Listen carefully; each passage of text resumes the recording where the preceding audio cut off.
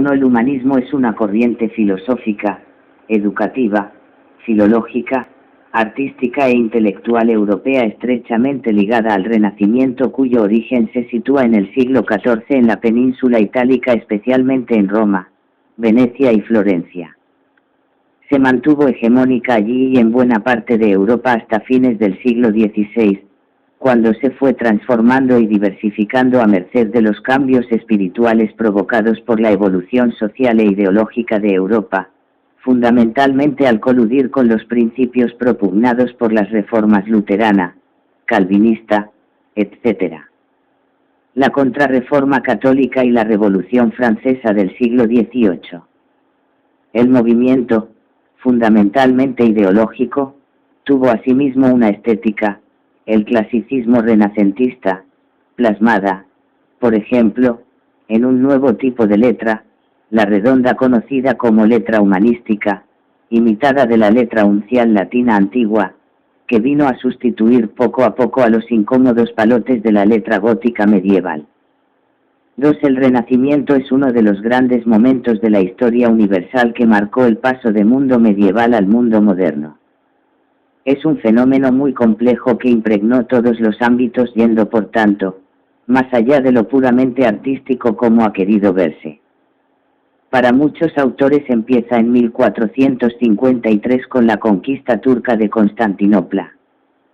Según otros es un nuevo periodo que surge desde el descubrimiento de la imprenta, e incluso se considera que no se produce hasta que Copérnico descubre el sistema heliocéntrico, pero la fecha tope es 1492, con el descubrimiento de América.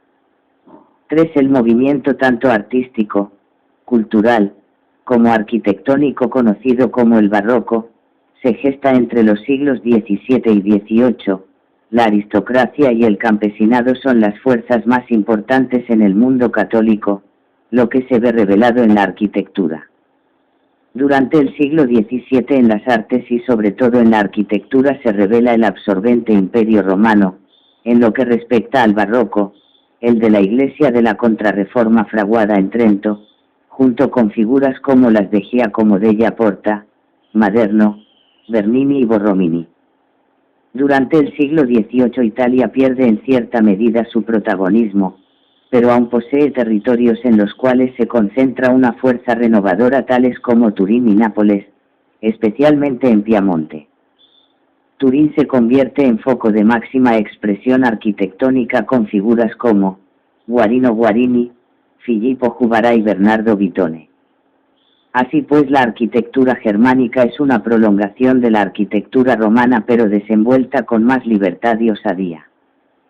También cabe mencionar que existen países los que no pueden entrar en el mismo orden de apreciaciones tales como Francia, Inglaterra y los Países Bajos.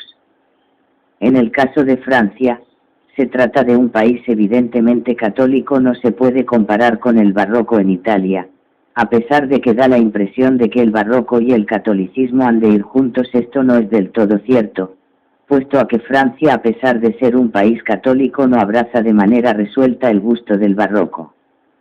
En un principio Francia no contempla en su entereza al barroco, pero desde la llegada de Luis XIV se empieza a utilizar el barroco como una plaza que defiende el clasismo y la academia.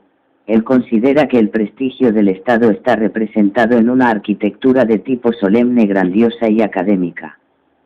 Así pues, Inglaterra se mantiene en un periodo en el que predomina aún el estilo gótico perpendicular o en la línea de los isabelinos o jacobinos, que tienen mucho más de gótico que de otra cosa.